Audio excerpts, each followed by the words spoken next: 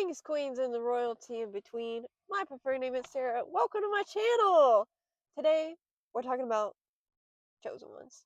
Because there's a lot of talk in the spiritual community about what's a chosen one? What's their purpose? Is it just an excuse to act like you're better than everybody else? Let's get into it.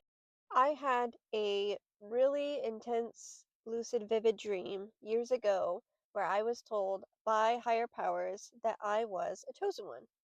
So I wanted to get into the two types of chosen ones and is there a difference? Now, this is my personal experience. I'm obviously not the knower of all knowledge, and a lot of people fake being the chosen one so that they can act like they're better than everybody else, act egotistical, act above their ancestors. It's a thing. So I wanted to jump right in and start with what we like to call the black sheep, the chosen one of the family lineage, or as some higher powers like to say, the champion of the bloodline. So, what does that mean if you are the chosen one of your lineage? Well, it means that you chose to break the ancestral cycles, the ancestral trauma, and any abuse that has been in your family for generations. You are stopping it. The abandonment, the neglect, you are putting a stop to it. You are saying all of this family trauma, all of this family abuse will end with me. Now, it does not matter whether you have kids or not. Some chosen ones choose to have kids, some do not. You are fine either way.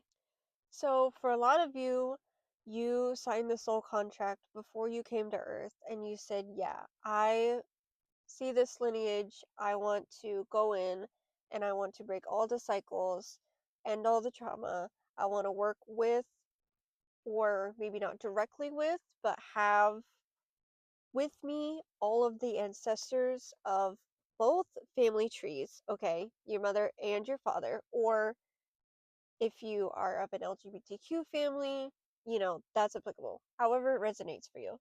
You said, I want to be the one. I will break the cycles. I will break the trauma. I will out all of the family and take them down if I have to. I will do what is necessary. Okay, I am the black sheep of my family. So, what does that mean? Well, depending on how many siblings you have in your family, a lot of you are going to succumb to very abusive family, very neglectful family, abandonment families. Um, Depending on how many siblings you have, you are almost always going to be the scapegoat. So in my family, my sibling was more of the golden child, and I was the scapegoat. I was blamed for everything. My family knew from a very, very young age that I was going to be the one to break the abuse and trauma in my family, and therefore, a lot of them tried to silence me as much as possible. So a lot of the abuse that I suffered was like I was punished for speaking up, I was punished for using my voice, for expressing myself, for just utilizing my throat chakra space.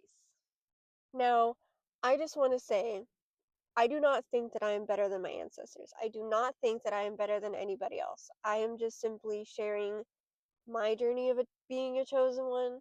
And yes, it also influenced, hey, chosen one, you're good enough, because those are things that higher powers told me throughout my journey. So that's why that's the title of my book, upcoming.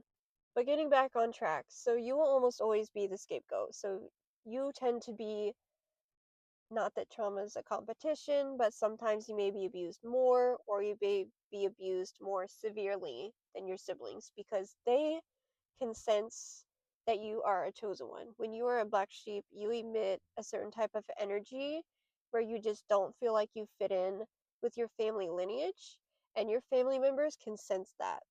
All of my family members could sense that I was kind of the outcast of the family. Um, Growing up, I would sit in like dinners with my family, and I didn't feel like I belonged. And I don't mean any disrespect with this, but I felt like I was adopted. I mean, I felt like I truly wasn't a part of this family and that I was just a stranger that just entered in here and started eating the food without asking for permission, you know? So, yes, I definitely attracted a lot of abusive family members because they could just sense that I was the black sheep and that I was the one that was going to take everybody down and expose all of them. So they worked together to try to take me down and silence me. And you can see how good that turned out because here I'm still standing using my voice. Thanks. One thing I will say, one of the biggest abusive tactics that your family is going to use on you is gaslighting because they do not want you to have a clear conscience about what they're putting you through. So gaslighting is going to be the number one. So if you're always sitting around thinking like, man, my family just can't give me straight answers on anything, they play games no matter what, that's intentional. That is intentional if they're gaslighting you. They do not want you to have a clear conscience about their abuse to out them. They want you to be so fucked up in your head that you don't know abuse from non abuse, and as society likes to say, right from wrong. So you can't speak out about them. So you can't step up. So you just stay in this denial of I don't generally understand what I went through. I don't know what I went through. I don't feel like I went through anything traumatic enough. That is their gaslighting talking. Okay, now I'm not a therapist or a psychologist, but that is definitely their abuse projected onto you. So if any of you are always sitting around needing your stories validated, needing your trauma validated, needing the things that your family put you through validated, I am here and I am validating that for you because I had people that needed to do it for me because I was gaslit so heavily that I didn't even feel like I was abused. I mean, I was just in therapy telling stories, and they were like, no, no, no, no, ma'am. So I just wanted to throw that out there. I don't want sympathy. I just am trying to help out the next person for sure. And I really just want to stress one more time being the chosen one does not give you the right to be abusive, to act like you're better than everybody else, and to act like you're better than your ancestors. There was an actual war in the spiritual community over this, and I just feel like part of how I'm here is because of my ancestors, not in a negative light, but in a way that like they kept me pushing, they kept me going when I wanted to give up and I wanted to walk away from everything, and I am not better than them. We're all in this together. We're all taking the journey together, more or less. Now, a lot of people believe that the chosen one is all the way around. I argue that there are two types of chosen ones because I met people that were the cycle breaker of their family lineage, but not necessarily of society's chosen one. And then there's like society chosen ones that aren't really because of their family, they're just called for different reasons. And I'm going to make a second video after this one where I talk about the society chosen ones versus the family chosen ones, because I do believe that there's a massive difference, and in my experience and what I've seen in other people, you can be both. It's just normally people are one or the other.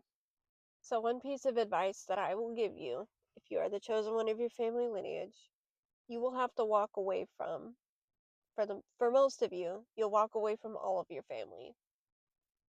You have to, because not only do you have the abusers, but you have the people that are protecting the abusers. And they're saying things like, no, we don't want you to speak up. We don't want you to speak out. You know, we don't want you to cause a ruckus, cause a scene. You might even get stuff like, oh, preserve their legacy.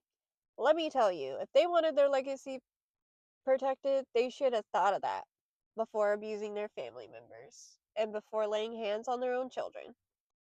Okay, so that last video got abruptly cut off, so we're just gonna have a weird transition. Hi, thank you for tuning in to my video. I didn't get to give my outro. I hope this video finds you alive and well. I hope you guys are staying safe. If you have any questions, comments, or concerns, let me know. I will probably do an entire series on all of these videos. And the next clip that I'm going to film, it's going to be the chosen one of society. So if you feel tuned to that, stay tuned. Have a great day, team.